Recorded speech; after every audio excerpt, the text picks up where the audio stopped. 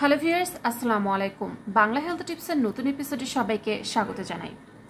প্রিয় দর্শক শ্রোতা, ওষুধ খেয়ে পিরিয়ড বন্ধ রেখে কি রোজা রাখা যাবে? ইসলাম কি বলে? চলুন বিস্তারিত জেনে নেওয়া যাক। প্রিয় দর্শক শ্রোতা, রমজান ইবাদতের বসন্তকাল। নারী পুরুষ সবার অফুরন্ত সব অর্জনের মাস এটি। আর প্রতি মাসে নারীদের পিরিয়ড হওয়াটা স্বাভাবিক বিষয়। এই সময় নারীদের নামাজ ও রোজা মাফ, তবে রোজার কাজা রাখতে হয়, নামাজের কাজা পড়তে হয় না। প্রিয় দর্শক শ্রোতা, এর উত্তরে ফোকায়ে কেরাম বলছেন, কোনো নারী যদি ওষুধ খেয়ে পিরিয়ড বন্ধ রাখেন তার পদ্ধতি দুইটি। এক, হয়তো পিরিয়ড শুরু হওয়ার আগে ওষুধ খেয়ে বন্ধ করে দিয়েছেন, অথবা পিরিয়ড শুরু হওয়ার পর বন্ধ করেছেন।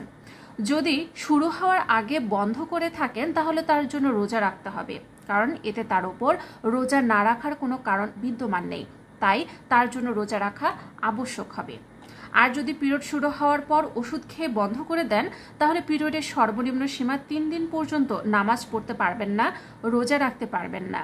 এরপর থেকে নামাজ পড়া ও রোজা রাখা আবশ্যক। উল্লেখ্য, ওষুধ খেয়ে পিরিয়ড বন্ধ রাখা শারীরিকভাবে ক্ষতিকর হওয়ার আশঙ্কা রয়েছে, তাই এভাবে ওষুধ খেয়ে পিরিয়ড বন্ধ রাখা উচিত নয়।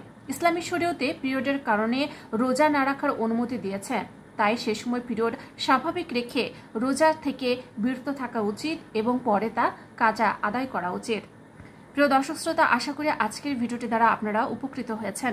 যদি তাই হয়ে থাকে তাহলে অবশ্যই ভিডিওকে লাইক দিন, কমেন্টসে মতামত জানান। যারা এখন আমাদের চ্যানেলটিকে সাবস্ক্রাইব করেননি অবশ্যই আমাদের চ্যানেলটিকে সাবস্ক্রাইব করে রাখুন। আপনি যদি ফেসবুক থেকে আমাদের ভিডিওটি দেখে থাকেন তাহলে অবশ্যই আমাদের পেজটিকে ফলো করে রাখুন।